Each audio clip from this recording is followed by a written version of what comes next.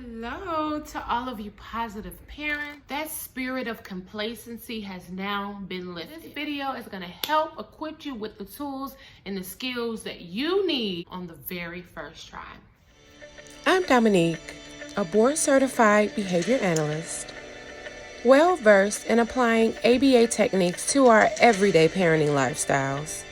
And I'm a mom. More specifically, I'm a mother of a child with autism. If you are a proud parent of a child with autism or special needs, aspiring to become a BCBA, or just looking for some positive parenting tools to add to your toolbox, you're in the right place. Aspiring BCBAs, bosses, audience, viewers. Hi viewers, I'm Dom, the BCBA mom, and welcome back to my channel. So today's topic is one that was actually requested a long time ago by one of my very first subscribers, and honestly, I was distracted. I had a lot of distractions that kept me from producing this video. But guess what? During this pandemic, all of the distractions that were keeping you from your purpose are now gone. Whether it's your purpose of being a BCBA, of being an RBT, of passing this big exam, that spirit of complacency has now been lifted. And whatever it is that you've been wanting to do, whatever it is that God has called you to do, that you know that it has been on your heart, this is the time to do it. And this video is going to help equip you with the tools and the skills that you need to get the job done. This video, how I passed my BCBA exam or Board Certified Behavior Analyst exam on the very first try. Now, mind you, all of the odds were stacked against me. I was working full time while studying for this test. I was pregnant the entire time, and not just pregnant, but pregnant. I mean, I was like John and Kate +8. I was huge taking this test. I was already a mother. I was a wife. I was working full time. There were so many things going on during this time that would have counted me out of passing this test, that would have really impeded my progress of passing this test. I already had a life. So fitting this into my schedule, I really had to finagle some things around, which is why I had to create realistic goals and realistic study goals for myself. So I had to make a decision to quit my job, y'all. I quit my full-time job. I was no longer a case manager because I knew that I needed to really keep my head in the books, and I knew that I needed to be a presence in my home for my child.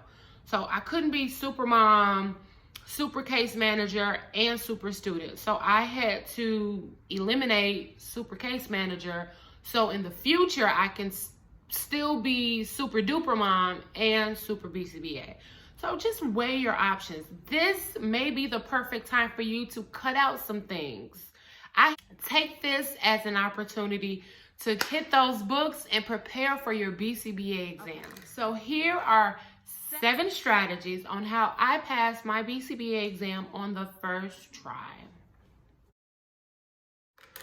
Number 1, you want to set the contingencies. So not only are you setting contingencies for yourself, but you are setting contingencies for everybody in your life right now. If this happens, then this is gonna happen. Your husband, your children, your supervisor, your boss, everybody who you come in contact with on a regular basis, everyone who can potentially be a distraction needs to know what your goals are. So you need to set those expectations and set those contingencies. So one contingency I set for myself is, if I'm waiting, then I'm studying. If, then. So then you have to think about it. What are all the times throughout the day that I could possibly be waiting? Okay, so if I am at the DMV and I have to wait for 20 minutes, then I'm studying. If I'm in line at the grocery store and I have to wait for 5 minutes, then I'm studying. Picking up my kid from school and I'm waiting in line for him to get out, then I'm studying. But you have to plan this out ahead of time. Anytime that you anticipate a wait in your day, that is the moment, whether it's 15 minutes, 30 minutes, or an hour, that is the moment when you pick up your book, you pick up your electronics, and you get some studying done. For me, I didn't have 4 hours blocked out to study, which is what's recommended to pass the BCBA exam. I couldn't just do chunks of 4 hours. I was still working. I was still a mother. I had things to do. So whenever I could study, even if it's 15 minutes here, 30 minutes here, chunk it out.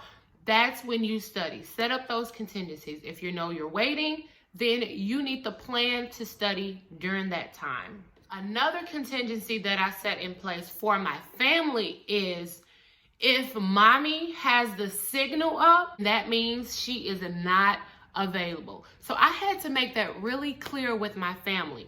We had to create a SD or an S delta so my family knows when mommy is studying, when mommy is attainable, and when she is not attainable.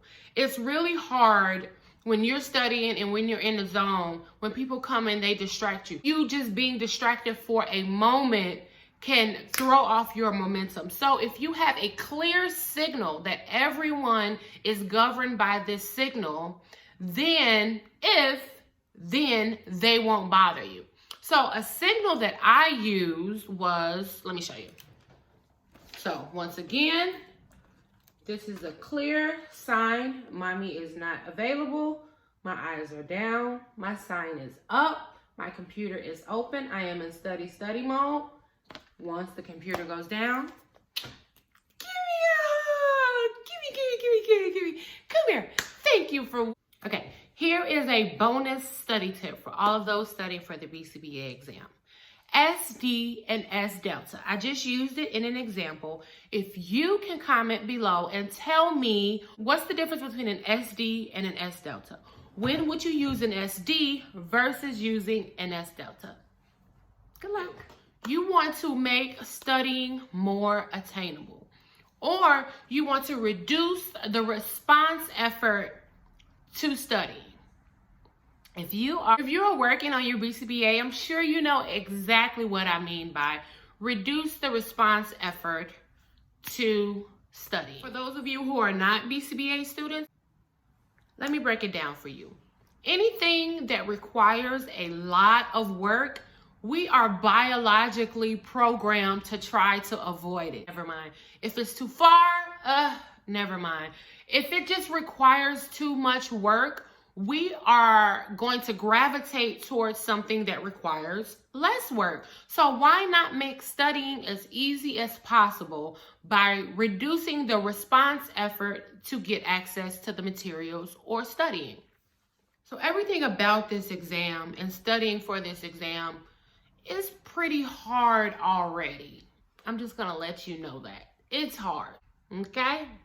But we can do things to make studying a lot easier. So one thing you can do is, if you have a study bag, let's say you plan on studying while you're out at the library, pack your study bag the night before.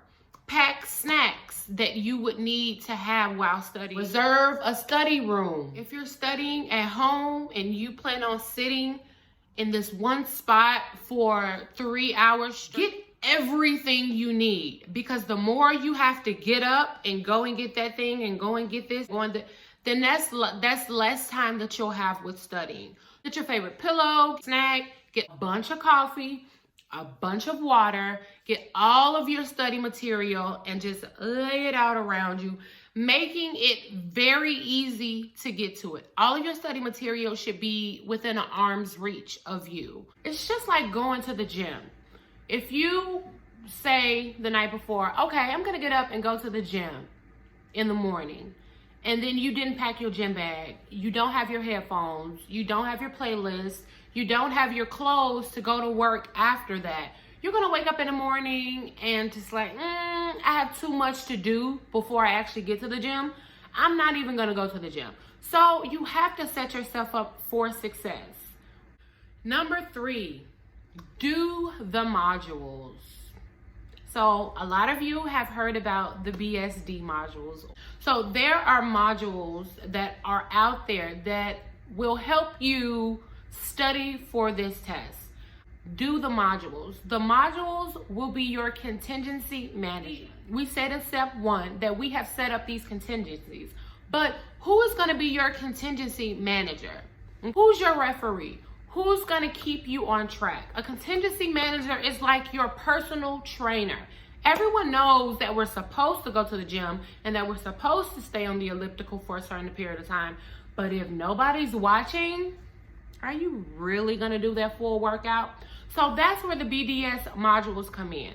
The BDS modules, it collects data on your progress. It collects data on what you're getting right, what you're getting wrong, what you should work on. It's behavior analytic in nature. So it has positive reinforcement embedded in there. It has least to most restrictive prompts embedded in the program. So one very important tool that I learned from taking the BDS module probably stuck with me the most. When you get a question wrong, it will prompt you, or it'll give you a visual prompt saying, hey, I think you need to review this section a little more. Refer to Cooper book, page something, something, something. That is key. That is key. Write those down. And then it's also referring you to where you should go in order to get more resources so you can come back and do well.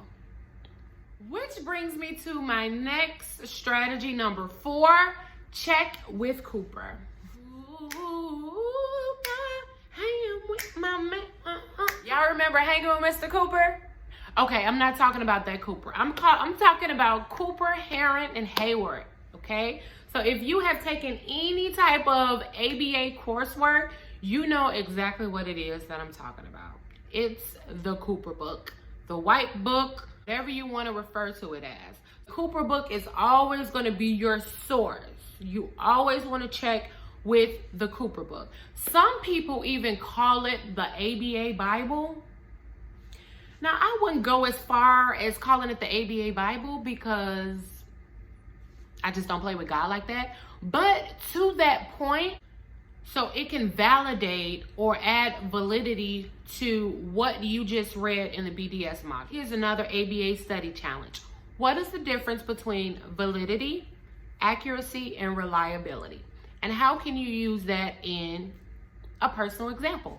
Comment below and I'll let you know if you got it right. The BDS modules will refer you to exactly what section or what page to go into the Cooper book. So then you read it. You read the whole thing. You gain some clarity, gain some understanding on what it is with examples and all of that. You may even want to do some questions in the Cooper book at the end of that chapter just to test your fluency on what you've learned. And then go back to the BDS modules, go back to that section and try to take that question again and see if referencing the Cooper book made learning that topic more salient for you. Number 5, you want to build fluency. Study challenge for all of you inspiring BCBAs. What is the formula for fluency? So in ABA, we like to build fluency with something like this. Oops. These are SAFMED cards. I'm sure these look familiar. When you are studying for your BCBA exam, you want to do the same things that you did while you were in this rigorous program. Study like you would have when you're in the class. Do SAFMEDs. So SAFMEDs are basically like your regular flashcards. You may have a word on the front, definition on the back, but one thing that sets ABA apart from just having regular flashcards is we add another component, which is speed. So fluency is accuracy and speed. We could only test out of a class if we were able to do, I think, like 50 SAFMEDs in under a minute or under 30 seconds or under. So it's about how quickly you know this information.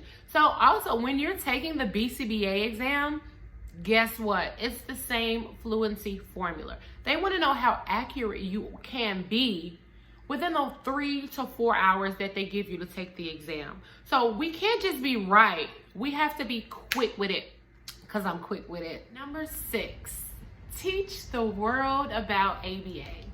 So this is really important. You want to use every opportunity you can to disseminate what you've learned about ABA. So during my graduate program, I had a professor, shout out to Scott Hurt, would do this really cool exercise. So he would teach us something in lecture form, and he'll tell us about something with lots of enthusiasm, lots of examples, and just spice it up or whatever. And then after that, he would say, okay, now turn to your partner and teach them what you just learned. I apply those same skills when it's time to study. Bless my husband's heart, because he had to hear all of it. Every time I would learn a new technique, a new word, a new concept, I'm like, okay, so let me tell you about negative reinforcement. So he would just have to hear all of these things, but it would just give me more practice, give me more reason to talk about. Always finding an opportunity to teach someone about it, to call it out, to say, oh, that's an example of da-da-da-da. Now, some people will get very annoyed by you if you do that, especially if you're standing in line and you see a little kid crying at the register and you're like, hey, mom, don't give in to that. That's an extinction burst. Because, yeah, I probably wouldn't do that. And if you do want someone to talk behavior jargon with, you can find a Facebook group. You can find pretty much any BCBA, because we kind of like to talk behavior jargon secretly. Shh, we're kind of nerds like that. I had a supervisor, I had a really, really dope supervisor. Shout out to Allie Karras. And she would spend her Fridays, she would let me come over her house. She would make tea and crumpets. My very first experience with tea. And she would let me talk through behavior scenarios with her. So it was my job to come up with talking point problem areas that I may have seen in the modules or whatever, and then we would talk through those in real life. And that was one way that I felt enhanced my studying skills. My business partner, Kaya Bowie, she actually has a free Facebook study group, and that's also a part of the BABA website, or the BABA organization, that's Black Applied Behavior Analysis. So there are a lot of resources out there if you need a study group, but that is one way. Being a part of a study group is one way to just have an opportunity to just talk about it, and to just be a part of your everyday conversation. And okay, number 7, most important secret tip that not a lot of people know, but I'm gonna let you in on right now. You ready? Lean in. Study more what's ranked the highest. Certain sections, they may have more questions. It's just weighted differently. So study accordingly. So I hope these tips really help you out on your future endeavors, whatever they may be. If you apply these tips, that will increase the likelihood that you'll pass on the first try. If you enjoyed these 7 strategies, I need you to hit that subscribe button. This way you don't miss out on my next video, because as you know, it just gets better. It just keeps getting better. Comment below for some ideas on some next topics.